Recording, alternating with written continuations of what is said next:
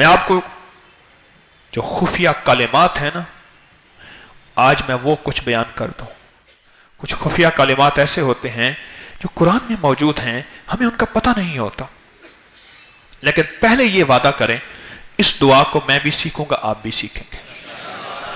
मसनून दुआ, हर मसनून दुआ की किताब में आम, हर जगह लिखी हुई आम और ताम होती है, आम और ताम होती है, बिल्कुल आसान, बिल्कुल आसान। इस दुआ को याद करें, इस दुआ को हिफ्ज़ याद करें और इस दुआ को पढ़ें और इस दुआ को अपनी जिंदगी का मामूल बनाएं, अपनी नस्लों को सिखाएं।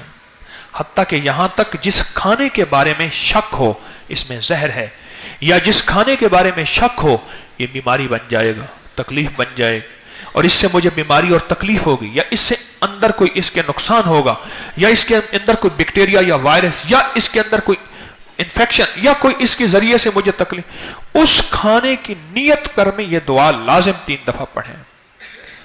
आऊज़ु बिकलिमातिल्लाहि ताम्माति मिन शर्रि मा खलक। बस ये छोटी सी दुआ है। मौला तेरी पनाह, तेरी छतरी, तेरे उन खुफिया कालिमात से जो तेरे इल्म में है, तेरी मालूमात में है, उन मुबारक कालिमात की बरकतें चाहता हूं कि मुझे मखलूक के शर से बचा दे। बीवी है तो शोहर, शोहर है तो बीवी। मौला औलाद मैंने बड़ी आसों उम्मीदों से ली थी, पर आज यह मखलूक मेरे लिए शर का, जिल्लत का और गुमराही का और मेरी बेसकूनी का जरिया बन गए।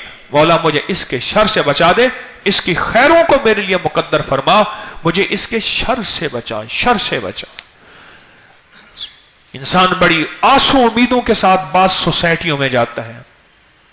कितने लोग मुझे आके कहते हैं किराएदार आए और किराएदार हमारी बेटी ले गए।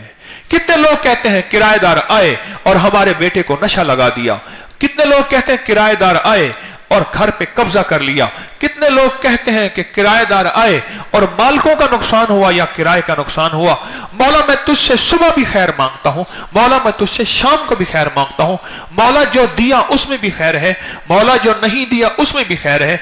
मौला मेरी सारी तमन्नाओं में वो दे दे जिसमें तेरे लिए खैर हो।